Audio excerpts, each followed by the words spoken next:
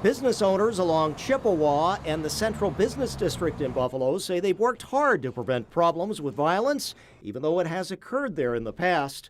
And now the effort by the owner of the venue and bottoms-up establishments to seek city council approval with permits to hold so-called co-mingling events where under age 21 patrons can attend events has raised yellow flags for one Erie County lawmaker. Citing concerns from his constituents, County Legislator Howard Johnson wants City Council to put a moratorium on those permits. I understand for a lot of the bars in there, it's probably some of their where they make their most money at is during that co-mingling time. It's a big cash grab, but I think we have to remember what happened at Club Marcellus, what is taking place at the downtown library, you know, with some of these smaller incidents with a younger population. Not to say all young people are bad, but we have to keep in mind of the things that's what's happening and remember safety first. Howard says he's not aware of any actual incidents at those two bars, but he wants greater clarity for city officials, including the idea of a 10 p.m. curfew. I think we have to figure out the way to do it safely. I'm not saying that they can't come down there, they shouldn't be allowed down there, but I think we have to take the time to have a well thought out, robust conversation and how we look at that.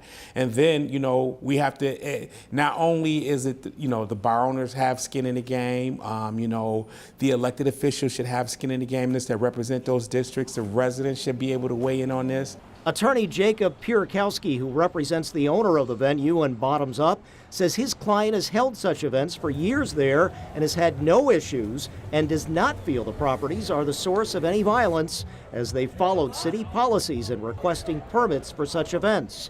He says because of the cost involved and possible lost revenue for his client, they may consider a legal challenge if such permits for April through June were denied or further held up by council.